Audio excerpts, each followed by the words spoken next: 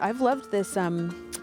It's like it's a method, a workshop method I learned a few years ago called, the acronym is ORID, O-R-I-D. So objective, reflective, interpretive, decisional. So it's these 4 stages. The idea of it is that it's through these 4 stages that we can get to analytical thinking.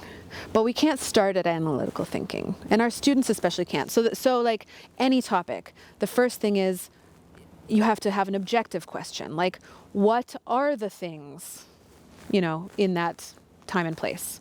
List them. That's it. That's the first job. Just make a list. Objective. What are the sights and sounds? What are the dates? What are the names? What are the whatever? And then reflective, which is emotional intelligence actually question. It's like a how do you feel about question that gets them invested, like emotionally invested. And again, it's like not really for your evaluation. They can say, yeah, I hate this topic, or I hate it makes me feel anger, or it makes me, but like the point is to elicit some kind of emotional response through the question. And then only after, so objective, reflective, interpretive, that's when you're getting into the higher level thinking questions. So, and then last is decisional. I often in university classes stop at interpretive, because decisional means actually then making like a policy decision based on, and it's not actually what they need to do in a 200 or 300 level class, but we often, I remember to build them up to interpretive.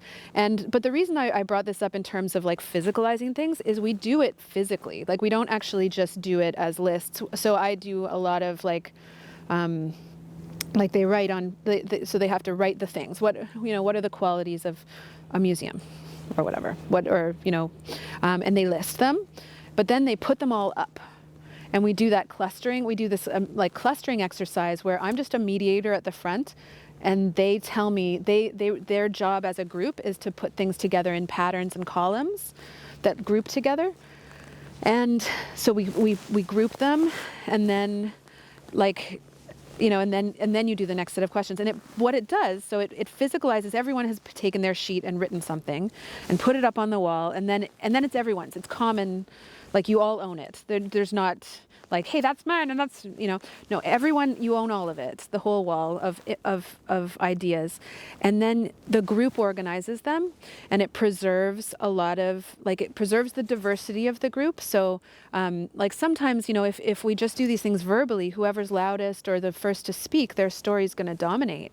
But if everybody has the same opportunity to like write at the same time and then see them at the same time, and then you don't take anything off the wall once it's there, your job is just to organize it, then you preserve the diversity of voices, right? Because if there is one person in your group, or 2 people or 5 people who've had a radically different experience of the world, say because of like the real things that we know exist, like racism, inequality, sexism, etc., all the things that impact our experience every day, isn't it our job in university to like make sure the 90% start to see the 10%?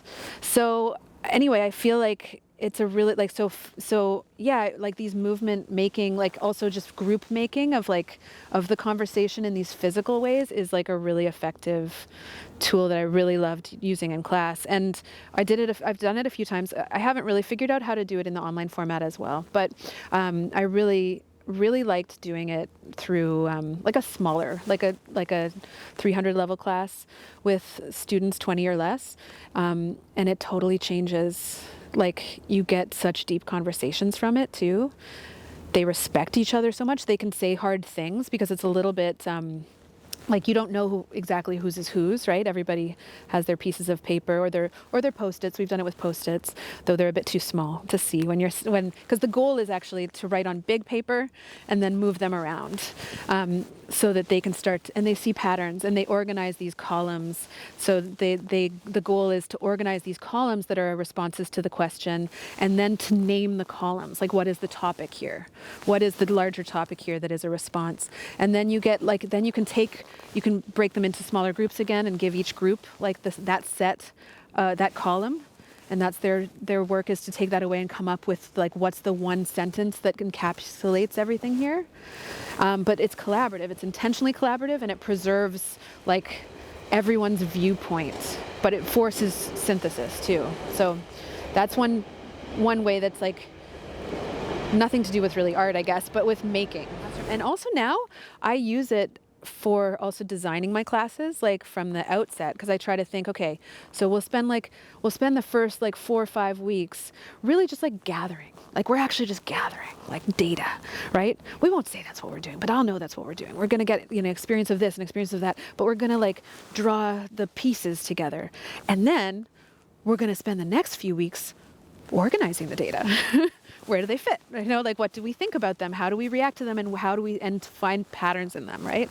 But that's like the goal is to lead them by the end of the course to answer the question. What's the big, like to answer that big question. But they can't answer the big question on the first day, nor should they try really, because it's super overwhelming and they don't have the ability yet, right? Like we don't think that way. You have to come to material. You have to first think, okay, what are the things? How do I feel about the things? Before you can move to analysis of things, right? So that's sort of now you can use it on like an individual day basis to as a group work thing, but you can also use it across the whole term to sort of like, what's the real question we're going to try to answer as a group? Kind of one big question, one real question that I don't have an answer to, but that's a big question, like an ethical question, like how should we do X? How could we do X better in a Canadian museum? How could we better understand, history from this period, or like in the face of, reconciling the brutality of colonialism. Real questions, really hard questions too. That's the goal, is like grappling with a hard question, but leading them to do so compassionately and together, right? Like that they'll get more out of it, hopefully, if they, try to answer that together. Yeah.